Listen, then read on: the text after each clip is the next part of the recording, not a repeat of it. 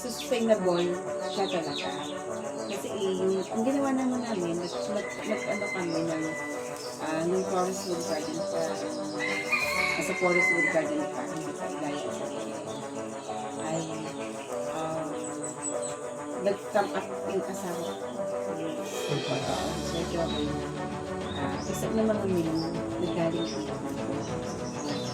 So, naka-active yung pansit nila po para sa kanya. Pero yun ay hindi sila sadya. Kasi yun, yan nila sa para sa atin.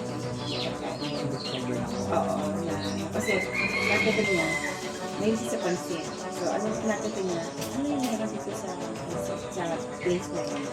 May kalabasa kami. Ikat ka may mushroom, may coconut, may kuko, may papaya, everything natin ko ano kaya ito gawin kong pansit? So, ginawa niya, yung niya, na parang pansit siya. So, nung gawin niya yun, na hindi natin alam, napapapasok na siya sa tao.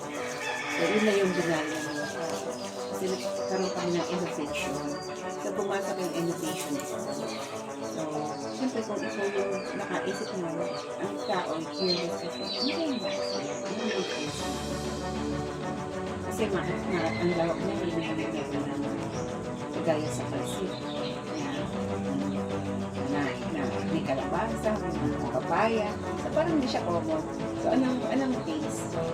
So, yun. So, naging sustainable din naman. Kasi yung nagkaroon ng added value. So, dun sa mga kalabasa na binibili lang ng trader na mga mura ng bawa.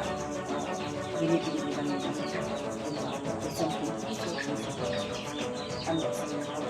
pero dahil din sa nag-added value pa rin, so nagkaroon ng naiba yung cost niya. So, siya. So, which is nakakatulong naman sa mga farmers kasi yung nangyari, nagkakaroon kami ng satellite farm. So, pag malaki yung volume of orders na visit sa amin, hindi naman kayang sustain kung ano lang nasa kami. So, doon pumapasok na nakakatulong sa na sila nagkakaroon. Parang siyang agroforest kasi gawa niya, meron siya ng livestock kagaya. Before kasi meron kami baboy na native. So, tinanggalan namin kasi walang nagkaroon ng pandemic na about sa swine fever.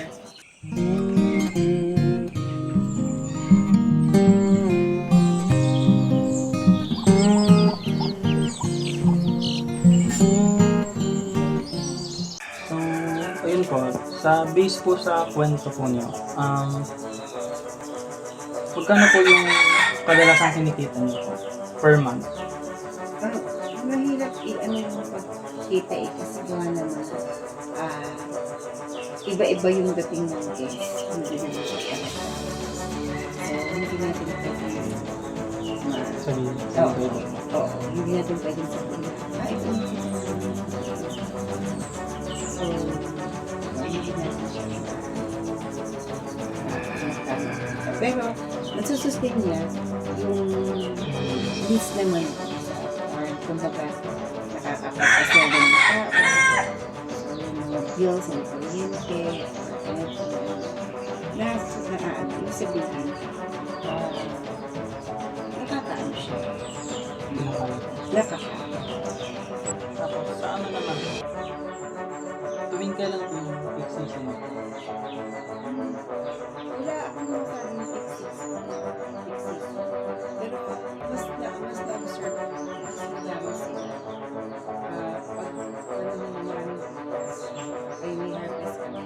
So, pag may harvest kami, doon sila parang mas maraming bukas. Kasi gusto lang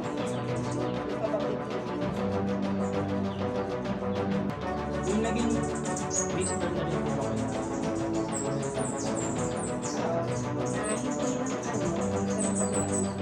hindi lang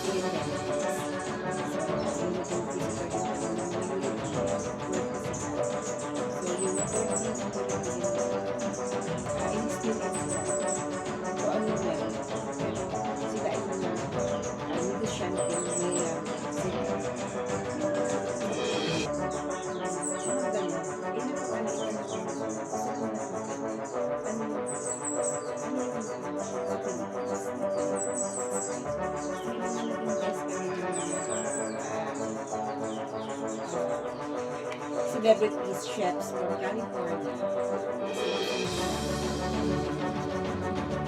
Kasi ginawa namin. Marami kasi kami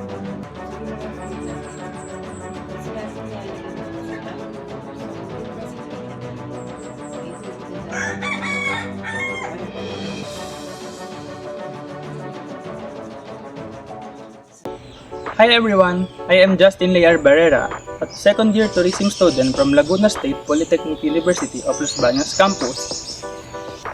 Now that we have experienced a 45 degrees heat index, air conditioning is our answer to the hot weather. But did you know that there is another option to cool off this humidity aside from going malls and using expensive appliances? The forest wood garden is the answer. Because if trees planted on their farm, it creates and cool and refreshing air along with the different activities and delicacies that are must experienced to create a new memories with your loved ones. Farm tourism. Defined by law, this is the practice of attracting visitors and tourists to the farm areas for production, educational, and recreational purposes, which involve any agricultural or fishery-based operation or activity and may also provide a venue for outdoor recreation and accessible family outing. An example of this is Forest Wood Garden.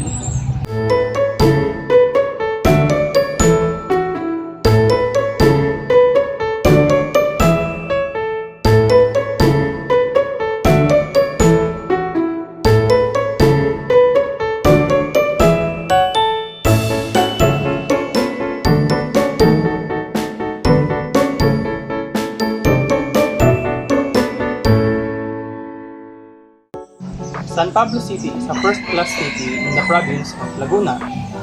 It is also one of the oldest cities in the Philippines. It lies in the southern portion of Laguna province. This city is otherwise known as the City of Seven Lakes because it has 7 lakes: Sampaloc Lake, Palakpakin Lake, Yambo Lake, Bunot Lake, Pandin Lake, Mohicap Lake, and Calibator Lake. Forest Wood Garden is 3 kilometers south of the city proper in Barangay Santa Elena and 15 minutes from the highway through a narrow winding road. The farm is located in San Pablo, Laguna. It's a learning site for agricultural of the ATI and an accredited farm tourism site.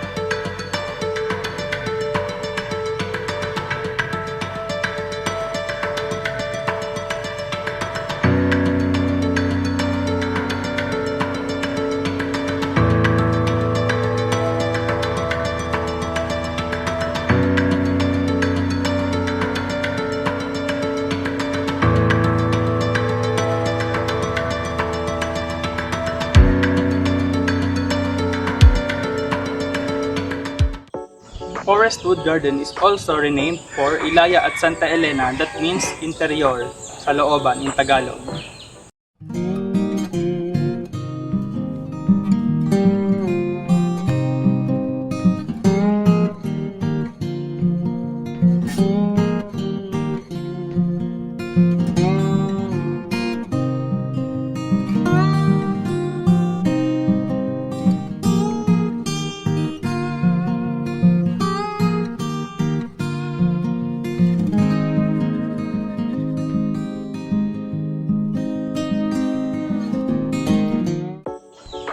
Facts about Forest Wood Garden.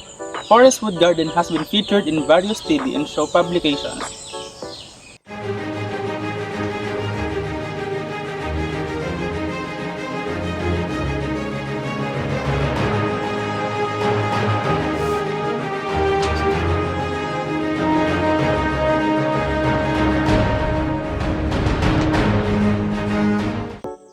Forest Wood Garden is owned by Mrs. Mirna and Mr. Joel Frago. They started from their hobbies collecting ornament plants. Ma'am Mirna has background in architecture, that's why she's good in landscape service, while Sir Joel has this nursing background which is way widening their knowledge about the medicinal value or anything organic plants like fruits and vegetables.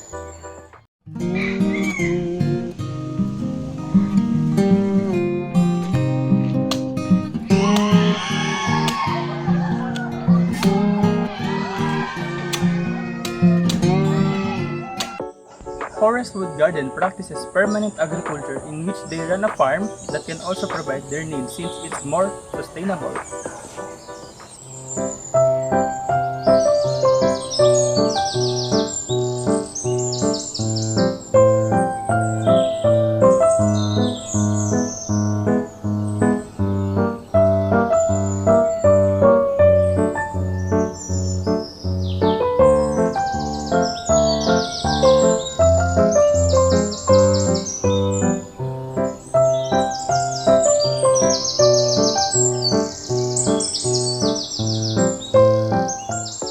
So now, Mr. Joel invited us to show how they prepare their food. So let's go!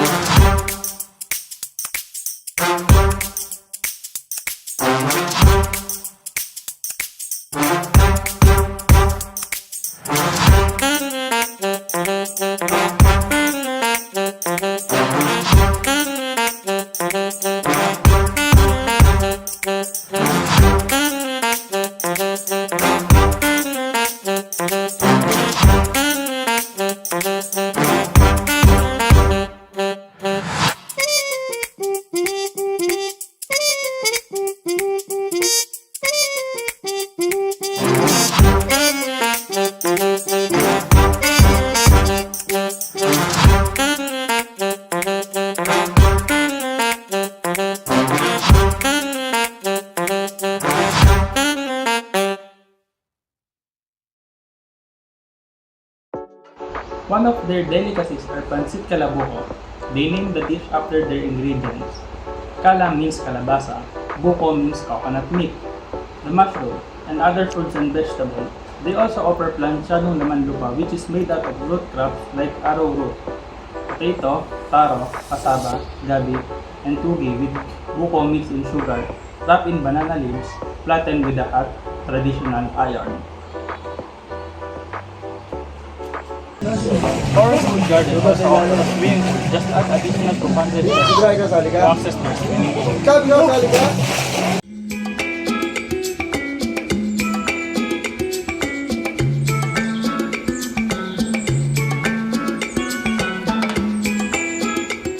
So that's it. This is the Forest Wood Garden. See you in another video. Bye bye.